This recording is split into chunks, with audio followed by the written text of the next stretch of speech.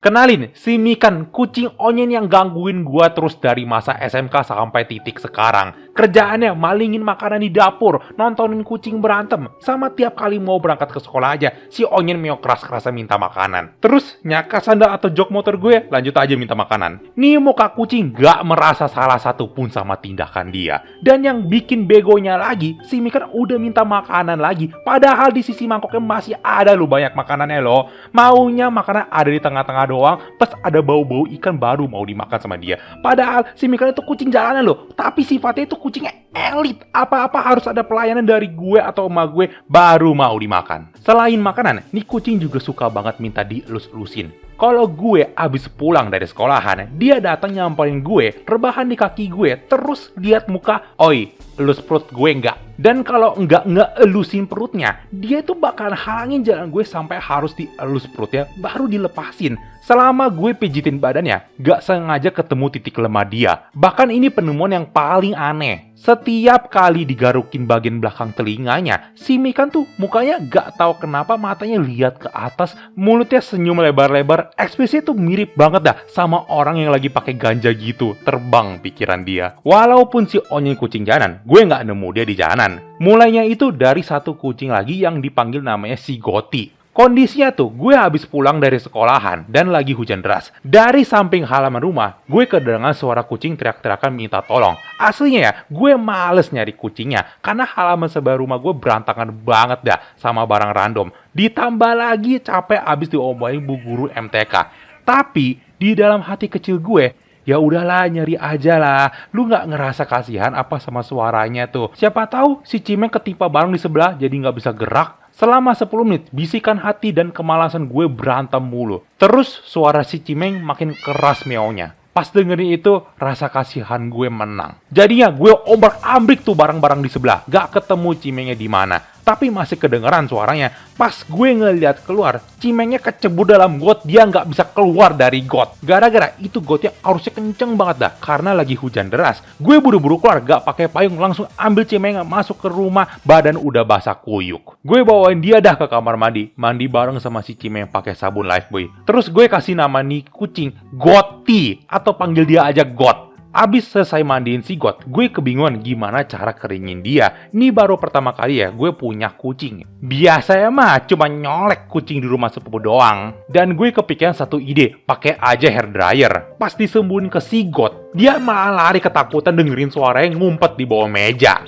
Gue ya udah kecapean sama males nangkepin dia. Jadinya gue pancingin dia pakai ikan teri bekas makanan kakak gue aja. Terus gue penjarain dia pakai keranjang baju, langsung gue semprotin dia pakai air level 3. Besoknya si Got datang balik lagi, elus-elus kaki gue minta makanan. Setelah 1 tahun, si Got ngelahirin 3 meong kecil, Mikan, Pangeran, dan si Bahe. Terus si Got berubah namanya jadi si Emak. Suara anak kucing sama gerakan mereka itu bikin gue gemes banget dah sama mereka. Pengen gue bejek-bejekin gitu. Pas mereka udah mulai besar, umurnya ada kali sekitar 8 bulan ke atas, emaknya tiba-tiba pergi beli susu dan gak kembali lagi. Serius dah, dia pergi gitu aja tinggalin 3 anak yang udah gede pada suka cari masalah semua lagi. Si Pangeran suka amat berantem sama kucing lain. Bahkan sampai ke kampung sebelah berantem buat rebutan sama cewek kucing doang. Tiap kali gue ngeliatin luka baru di badan dia, harusnya sebagai pemilik gue ngerasa kasihan sama kucingnya. Tapi gue bilang, dia itu dapat cewek baru. Terus si Mikan, ini kucing ada lu tingkah laku yang paling begonya. Dia hampir ngebunuh gue. Di siang hari, biasanya dia suka tidur di tangga sampai sore. Dan tiap kali gue mau turun tangga atau naik tangga gitu,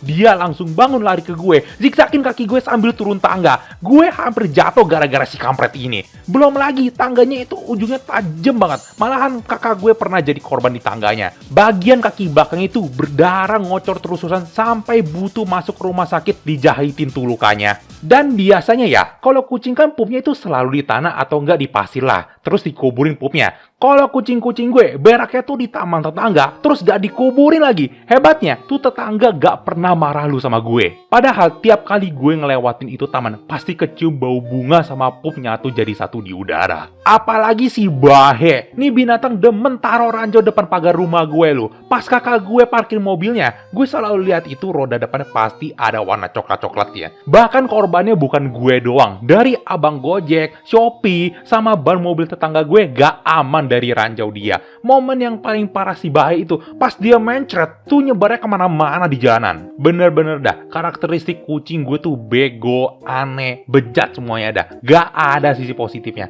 Tapi ya, semenjak ada kucing di rumah, kalau lagi stres berat sama kerjaan atau tugas, gue bakalan gangguin si Mikan lagi tidur biar dia ikutan stres. Terus kalau gue pulang dari sekolahan, lagi bad moodnya dah, gue ledekin si pangeran biar bisa jadi mood booster gue. Dan kalau di hari-hari lagi bosennya, gue bakalan nyari si Bahe, terus rasain ganin perut dia. Soalnya tiap kali gue puter-puterin perutnya, dia itu keluarin suara aneh aja. Kalau gue keseringan bully para cimeng, mereka pasti bakal bully gue balik dengan bentuk lain. Kayak si Mikan ambil nugget mayones gue di meja dapur. Si pangeran kadang-kadang pagi hari udah nyiapin mayat tikus di depan rumah. Dan kalau si Bahe, hari Minggu pagi dia bakal ke depan kamar gue keluarin suara yang paling keras buat bangunin gue doang biar dapat makanan. Gara-gara ginian semua, emak gue ngomongin ke gue, gak boleh ada kucing di dalam rumah lagi. Biarin mereka aja lah di luar. Tetapi buat kucing gue mah ini bukan halangan. Mereka itu pasti bisa masuk lewat dari jendela, balkon, sama tempat jemuran. Padahal ya, tuh tempat ada di lantai 2. Pada panjatin aja udah kayak Ninja Warrior. Sama ya, kan kucing tuh hewannya teritorial, suka ngejaga wilayah dia.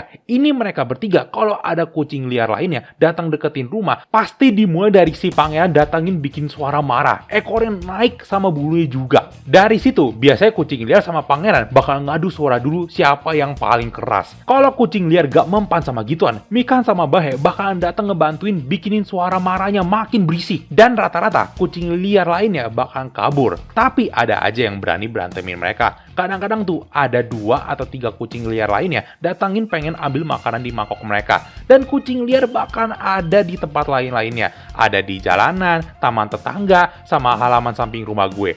Dari situ, mereka pasti berantem semuanya dah. Dan gue bakalan turun semprotin mereka pakai pistol air. Gara-gara berisik banget malam hari. Kucing lagi pada tawuran, gue pengen tidur nyenyak kampret. Besok ada sekolahan. Pernah ya, ada satu rencana gue berhasil bikinin mereka nggak berantem malam hari. Malahan bikinin mereka tidur nyenyak juga. Rencananya tuh di siang hari, gue bakal ngajakin mereka main tongkat bulu. Bahkan gue saking gregetnya, gue sama mereka terkadang gue bukan main bulunya. Tapi gue pukulin pakai tongkatnya. Gue sodok-sodok jidat sama perut mereka. Pas malam harinya, gue mainin laser di lantai 2. Mereka bertiga bakal ngumpul kejar-kejarin lasernya. Bahkan sering banget mereka tabrakan buat dapatin lasernya. Dan gue mainin sekitar 20 menitan, biar mereka kecapean main. Jadinya pada bobo malamnya. Terus, ada suatu hari tuh, kakak gue ngomong pengen bawain si Mikan ke rumah sakit hewan. Dan gue kepikiran, kemarin kan dengerin si Mikan suaranya kayak kucing kesedak sama sesuatu gitu. Mungkin emang butuh bawain dia ke rumah sakit kali ya. Besoknya gue tanyain kakak gue sama Mikan. Biasanya kan dia di tangga tiduran. Kakak gue ngomong, dia itu lagi kena penyakit lumayan berat. Jadi dia butuh dioperasi sama nginep 3 hari di sana. Habis 3 hari, gue ketemuan lagi sama si Mikan deket tangga. Pas gue elusin dia, ada bekas jahitan di bagian perut dia. Gue mikir, mungkin Mikan tuh kemakan makanan yang kegedean atau makanan gak bisa dicerna. Jadi dia bikin suara kesedek gitu kali ya. Abis main sama kucing, gue ke dapur pengen cari makanan. Terus gue ngeliat ada satu kertas bun di meja makan.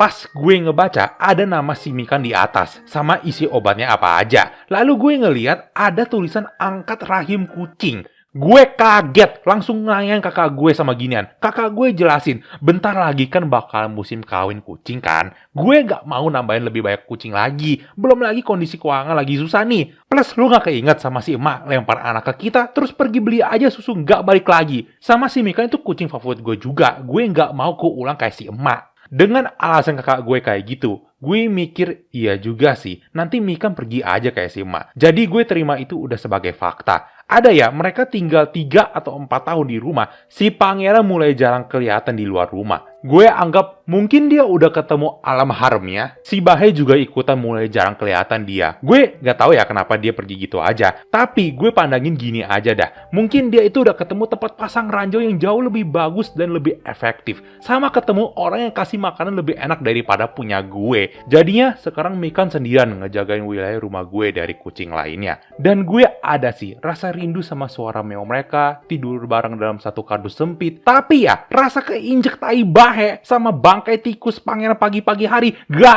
ada bandingannya.